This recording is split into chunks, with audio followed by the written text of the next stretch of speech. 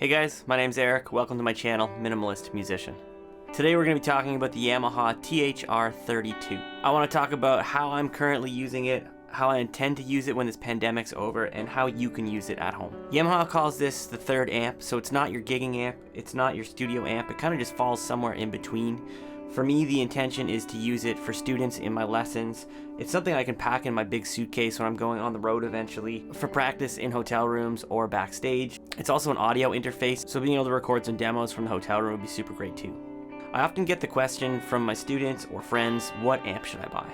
It's a pretty tough question. There's a lot of stuff out there. You could go the tube amp route, you could go with something like a Helix or a Kemper in the digital world, or you could even just run an interface and some kind of a plugin on your computer. Each method has its pros and cons depending on what you're doing, and I think this type of an amp is a really nice middle ground that could fit the bill for a lot of people. Full disclosure, this amp was sent to me by Yamaha Guitars Canada. I've been playing some Yamaha gear for a couple of years now, completely unsponsored. I was buying everything at full price, and I've just recently started a relationship with them. So if you're curious to see what this little thing can do, stick around.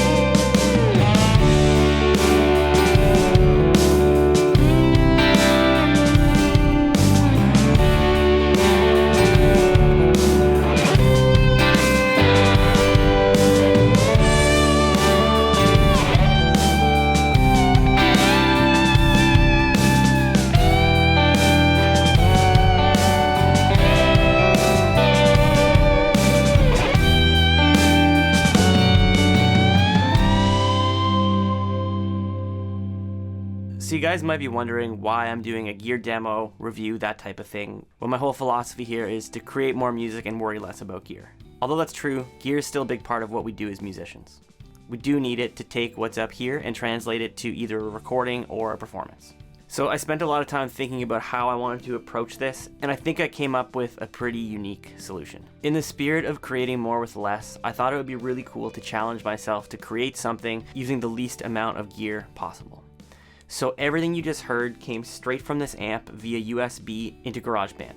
Normally I use Logic, but I thought it'd be really interesting to put more limitations on myself and see what was possible. The drums came straight from GarageBand's drummer, and I recorded all the electrics, acoustics, and bass straight through here with some presets that I created with the THR editor. I also use this as a monitor both for recording and for mixing. Although I'm definitely not a mixer, I had a lot of fun with it and I think it did a really awesome job. Something I think is really important when considering a piece of gear is how does it affect your workflow. When I get into the creative process, I almost want for the gear to disappear. I want to not have to think about it. I want to be able to just take what's up here and put it down. Creating with this was pretty seamless, it was a lot of fun, and I think the results speak for themselves. My main intention with this amp when I started looking at it was to have something in the room for teaching. I've been using a Fender G-Deck 30 for probably more than a decade at this point. I thought it was time for an upgrade. I wanted something a little bit smaller that I could tuck away on a shelf, something that was a little more modern, and I wanted it to look awesome in the new studio. One of the other huge selling features for me was the fact that I'm able to actually control the amp via Bluetooth on my phone or my iPad while the student's on the other side of the room. The reason this is really important right now is because throughout COVID here in Ontario, I've been able to teach for the most part in person as long as I've been able to meet our district's health and safety requirements. What that means is I have to wear a mask, the student has to wear a mask, and we need to be at least 6 feet apart. So I'm not actually able to reach over and adjust the tone for them. It's something I like to do, especially with students who are new to this type of thing, because I think having a good tone really helps with the performance, it helps with what you're playing, it makes it fun, and generally just improves your musical experience. The fact that I'm able to go into my phone and dial up a setting for them while they're on the other side of the room is fantastic. It's also really nice having the 5 presets. I've got a couple of different flavors in there for electric guitar, acoustic guitar, and bass. The other reason I thought this amp would be super cool was so I could have something to take on the road with me. This will fit in my big suitcase, I can just pack it in and I can have it for the hotel room, I can have it for backstage if I want, and the fact that it's an audio interface is fantastic.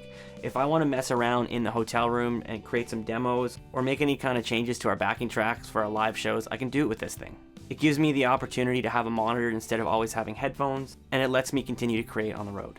One of the things that bugs me the most about being on the road is the fact that I get away from my practice routine, I get away from my creative routine because I don't always have access to the same kind of gear I'd have here at home in the studio. Having something like this when you've got a whole day to kill is going to be a blast.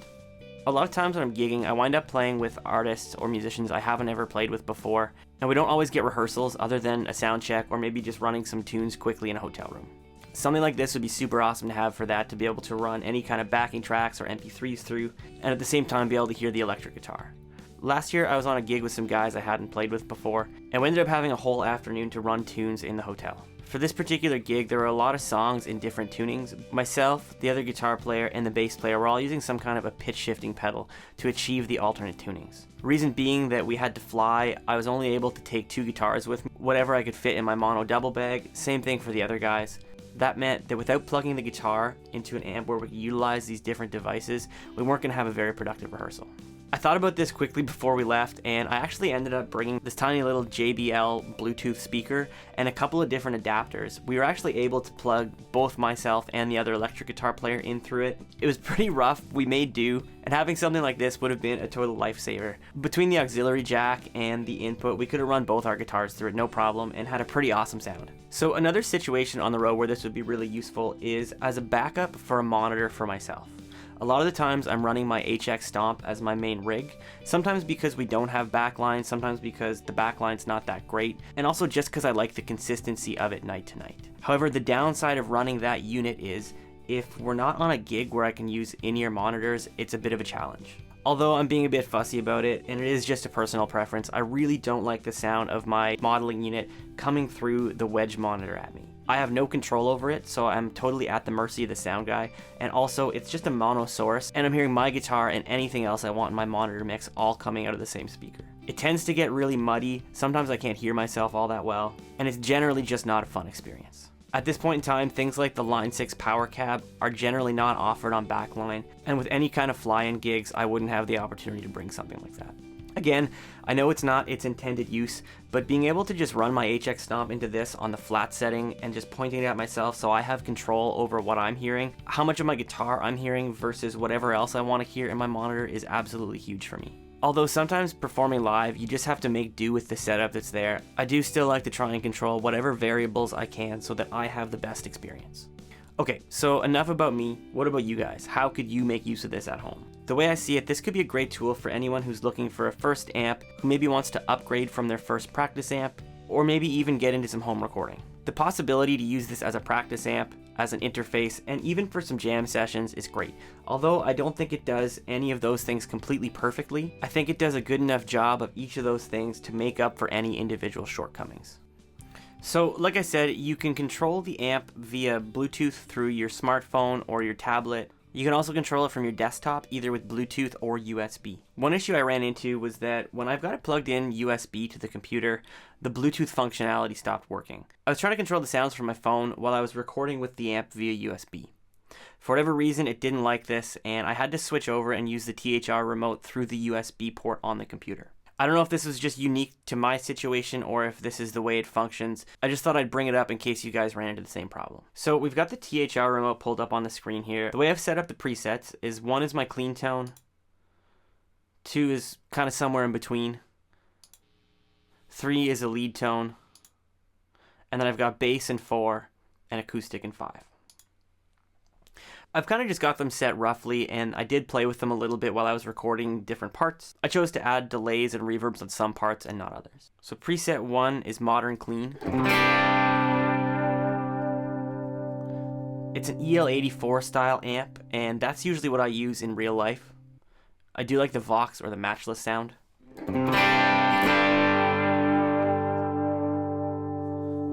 So I've got it dialed up with a little bit of tape echo. It's pretty faint. You can control the speed of that with tap tempo either here in the program, and you can see the time moved, or with the tap button on the amp.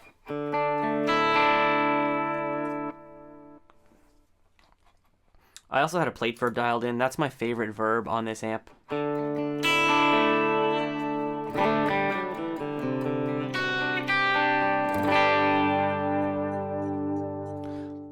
Although this isn't totally clean, this is about as clean as I normally set an amp, just on the edge of breakup. So when I pick softly, it stays clean, and when I dig in a little bit, I get some breakup.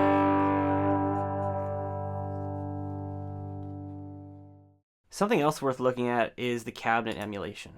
So I've got a California 112 dialed in.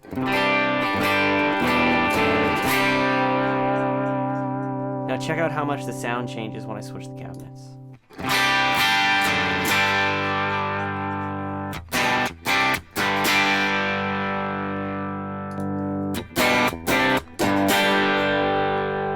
It's really drastic when you go to the 412s, I find.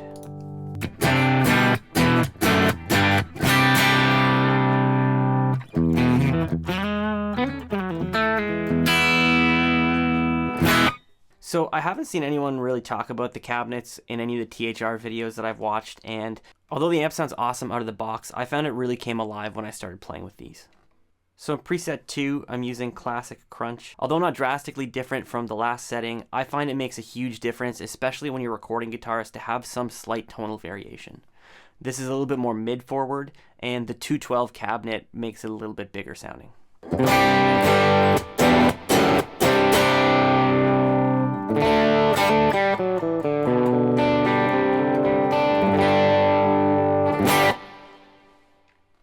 Again, if I go over here and I switch the cabs, you'll hear a big difference.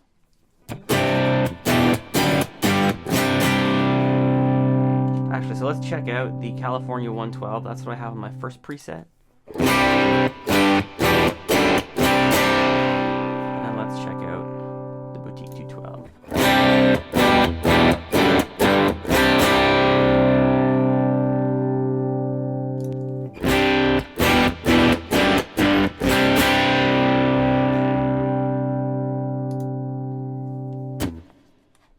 Okay, so for preset 3, I've dialed in my lead tone. In the intro song, this is the tone that I use for the slide.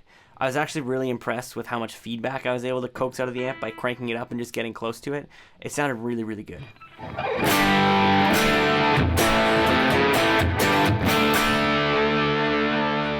And so I've got the 412 cabinet dialed in as well, just to give it a little extra bottom end. And just a little bit of spring reverb and some tape echo.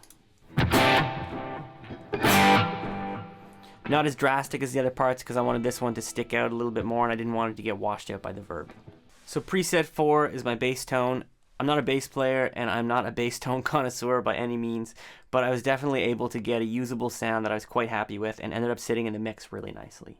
But you do have the 3 different sounds. You have the modern, boutique, and classic. Here's what I settled on.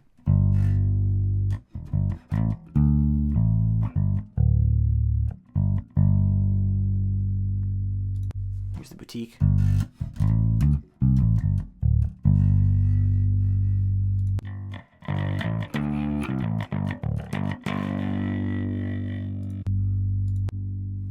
And gain them up a bit. Lastly, the acoustic setting. Now, I know Yamaha makes an acoustic version of this amp. I haven't had a chance to try it. I was pretty skeptical about this in the first place. I'm really fussy about acoustic sounds, and I really don't like the sound of piezo pickups. That being said, for a live situation or some kind of a demo, this is definitely passable.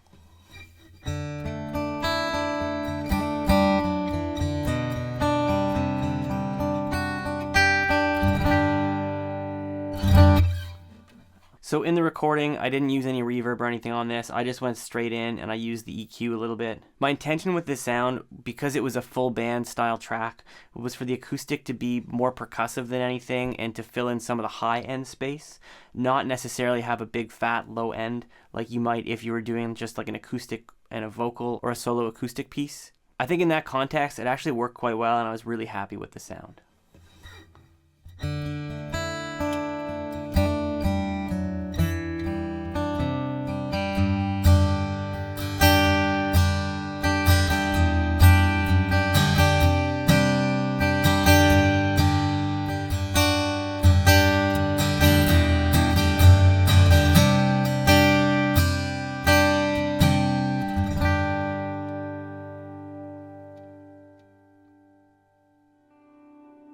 Overall, I had a lot of fun. This was a really cool experiment.